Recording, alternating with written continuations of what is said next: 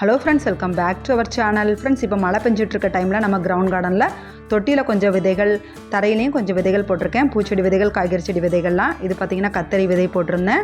இப்போ தான் முளைச்சி வளர்ந்து ஆரம்பிச்சிருக்கு. பால்சம் கொஞ்சம் முன்னாடியே போட்டதுனால பெரிய செடியாக வந்துருச்சு. அடுத்து பார்த்திங்கன்னா அவரை கொடி போட்டு நல்லா போய்கிட்டு இருக்கு. பார்த்திங்கன்னா கெலாடியா, இதுவும் நல்லா பெரிய செடியாக வந்துருச்சு. அடுத்து பார்த்திங்கன்னா மேரிகோல்டு. இது மேரிகோல்டு நான் விதைகள் தூவி விட்டுருந்தேன். ஸோ மழைக்கு அங்கொன்று இங்கொன்றுமா முளைச்சி வளர்ந்துருக்கு ஃப்ரெண்ட்ஸ். ஸோ இதுவும் சூப்பராக நல்லா வளர்ந்துட்டுருக்கு. 4 இலை விட்டு வந்திருக்கு. அடுத்து பார்த்திங்கன்னா தக்காளி விதை போட்டிருந்தேன். இது தக்காளி, அழுகின தக்காளி அப்படியே போட்டு விட்டுருந்தேன். இப்போ நாற்றுக்கள் அங்கொன்று இங்கொன்றுமா எடுத்து வச்சுருக்கேன். நல்லா வளர்ந்துட்டுருக்கு. இங்கே பார்த்திங்கன்னா பால்சம் 2 இலை விட்டு வந்துருச்சு. இங்கே பார்த்திங்கன்னா காஸ்மோஸ் இன்னும் நிறைய இடத்துல போட்டு விட்டுருக்கேன்.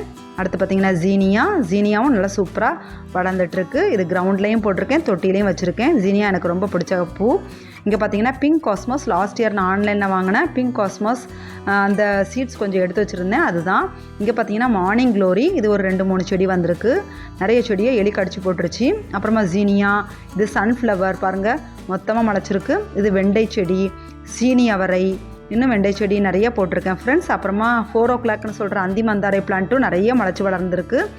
அப்புறமா மயில் மாணிக்கம், இன்னும் நிறைய செடிகள் நிறைய வளர்ந்துருக்கு தரையில். ஸோ அதெல்லாம் அடுத்த வீடியோவில் பார்க்கலாம்.